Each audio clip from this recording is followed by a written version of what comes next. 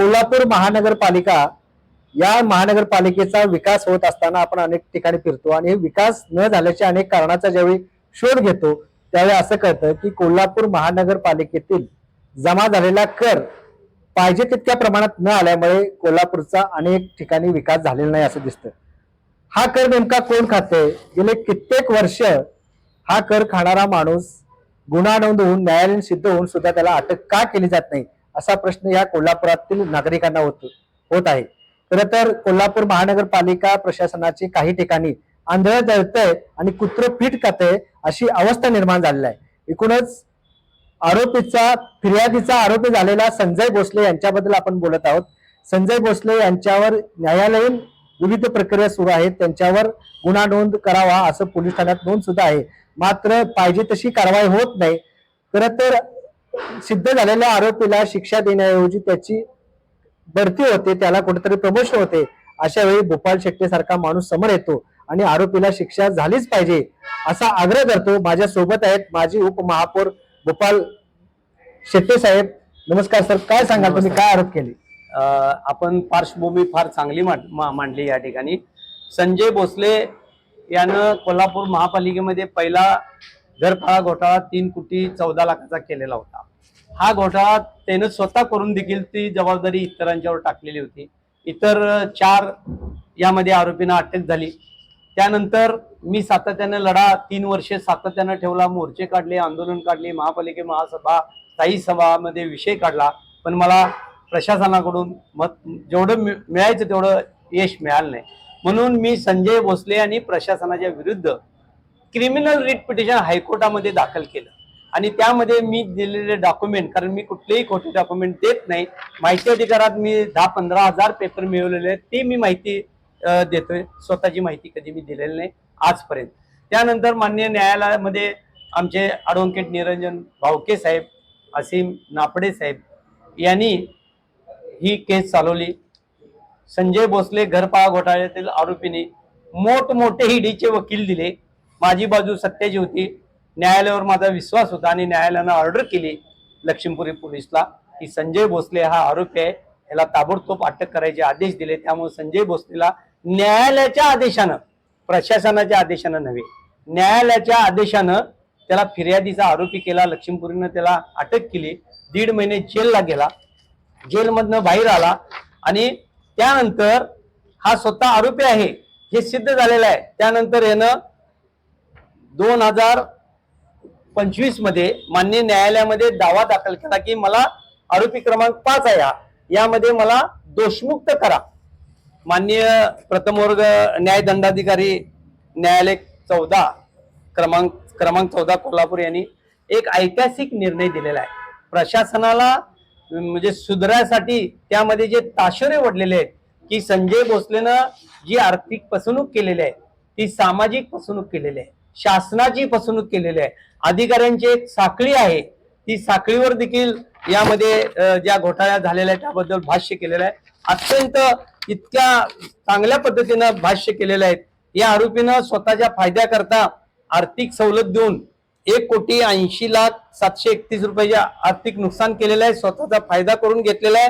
सदर कामातील दोषासोबत असणारे अहवाल, पंचनामा, साक्षीदार याचे अवलोकन केले असता आरोपी निश्चित दोषपात्र करण्यासाठी, आरोपी करण्यासाठी त्याचे पुरावे आहेत आणि माननीय न्यायालयानं त्याला दोषमुक्तीचा अर्ज हा फेटाळलेला आहे। इतरही यामध्ये आरोपी आहेत, 7 आरोपी आहेत अजून राहिलेले, त्यांनाही प्रशासनानं अटक करावी आणि न्यायालयानं एक चांगला आदेश दिलेला आहे, मला न्याय मिळालेला आहे। माननीय आयुक्तांना हे मी पत्र दिलेलं आहे, कोल्हापूरच्या लोकप्रिय महापौर निकम मॅडम यांनाही देखील आज मी सकाळी पत्र दिलेलं आहे। त्यामुळं याला कोर्टाच्या ऑर्डर प्रमाणे त्याला त्वरित निलंबित करून त्याच्यावर फौजदारी गुन्हा दाखल करावा। या 15 दिवसात नाही केला तर हायकोर्ट बेंच कोल्हापुरातच आहे, या शाहू नगरीमध्ये आहे, मी परत संजय भोसले विरुद्ध या न्यायालयामध्ये याच्याविषयी दाद मागून याला परत जेल पे जेल न्यायालयाच्या आदेशानं मी करणार। संजय भोसले यांनी मोठमोठ्या मॉलचं कर मोठ्या रक्कमाचं कमी रक्कम करून आणि उर्वरित रक्कम लाच प्रकरणात स्वीकारली, याच्याबद्दल काही घटना ऐकिवात आहेत का, काय सांगाल? उदाहरणार्थ खरे आहेत, मी जबाबदारीनं ज्यांचं नाव घेऊन सांगायला लागलेलं आहे मी माहिती अधिकारातर्फे सांगायला लागले, पेपर मिळाले. कोल्हापूर शहरातील सर्वात मोठा मॉल स्टार बाजार, त्यांचे जे क्षेत्रफळ आहे ते जवळजवळ 35,000 आहे. त्यांचा करार आहे 8 लाख रुपयाचा. त्यांचा घरभाडा 67 लाख होतोय. संजय भोसलेनं एवढ्या मोठ्या मॉलला 34,000 रुपये मासिक भाडे टाकून, 24,000 रुपये मासिक भाडे टाकून 6 लाख रुपये 15 वर्षे भरून घेतले. 15 70 90 लाख. माझ्या सततच्या तगाम्यामुळं बलकोडी मॅडमनी मी दिलेल्या करारावर त्यांना दरवर्षी 87 लाख रुपये घरफाळा चालू केला. आणि ही रक्कम म्हणजे महापालिकेच्या तिजोरीत 90 लाखच रुपये जमा होत होते. माझ्यामुळं दरवर्षी 1 कोटी रुपये जमा व्हायला सुरू झाले. हे सिद्ध झालेलं आहे. मी एवढं करून बसलो नाही. त्यांच्या प्रॉपर्टी कार्डवर संजय भोसलेनं जी त्यांना 25 कोटीची सूट दिलेली आहे त्याची नोंद केलेली आहे. पण हे लाचार बेमान महापालिकेचा सुधाकर चल्लावाड कर निर्धारक संग्राहक ही जी योग्यता नाही त्याला वाचवायसाठी आणलेला आहे. 4 वर्ष झाली त्याची बदली पण केलेली आहे. सहाय्यक आयुक्त त्या ठिकाणी पाहिजे, हा जात नाही. मी आयुक्तांना आणि महापौरांना दाखवलेलं आहे. दुसरं बिग बाजार म्हणजे 2च प्रकरणामध्ये येणं 25 कोटीची सूट. बिग बाजार यांचा घरपाळा होतोय दरवर्षी 5.5 लाख रुपये. हे न मासिक भाडे 7 टाकून 2.5-3 लाख रुपये वसूल करा. त्यांच्यावर देखील 10 कोटीची थकबाकी आहे. म्हणजे 35 कोटीमध्ये 25 कोटी सूट दिली. ही जी पद्धत काय, मी तुमचं वर्षाला 60 लाख वसवले, मला 30 लाख द्या, असा हजारो मिळकतीकडनं यानं घेतलेला आहे.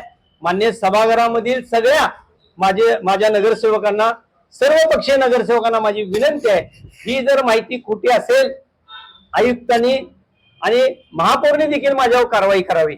मी कोल्हापूर शहराचं नुकसान करणाऱ्या ह्या भ्रष्टाचारी अधिकाऱ्याच्या मला जे पेपर सापडलेले आहेत, इतरही त्यामध्ये आहेत, त्यांच्यावर पण कारवाई होत नाही. यानं 25,000 मिळकतींना सूट दिलेली आहे.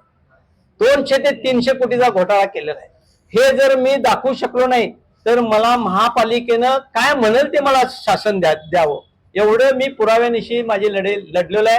आणि छत्रपती शाहूराजाच्या नगरीसाठी मी सातत्याने माझे विविध लढे जे लढणार आहे ते सुरू केलेले आहेत आणि शेवटपर्यंत करणार आहे. घरपाळा घोटाळ्यामध्ये असो, TDR घोटाळा असो, असे अनेक घोटाळे मी पूर्णत्वाला नेलेले आहेत.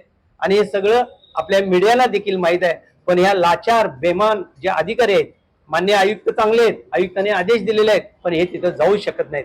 मग या सर्वांच्या विरोधात देखील मी आता परत हायकोर्टामध्ये रिट दाखल करणार. खरं तर कोल्हापूरची हद्दवाढीसाठी कोल्हापूर शहरातील सर्व नागरिक प्रयत्न करत आहेत. कारण हद्दवाढ झाल्याशिवाय शहराचा विकास होणार नाही असा मुद्दा आहे. दुसरीकडे हद्दवाढ होत नाही तोपर्यंत जो काही महानगरपालिकेचा कर, आताच तुम्ही अनेक उदाहरण दिली, 25,000 पेक्षा जास्त कोटी रुपये जर तो सवलत देऊन स्वतः घेत असेल तर खरं तर या शहराच्या विकासाला संजय भोसले नावाचा कर्मचारी कारणीभूत आहे का नाही याचा शोध घ्यावा. नक्कीच या भ्रष्टाचार प्रकरणी आपण विरुद्ध लढा उभा केलाय. आपल्या लढ्याला यश मिळेल असा आशावाद व्यक्त करूया. प्रशांत चोईकर, आवाज इंडिया, कोल्हापूर.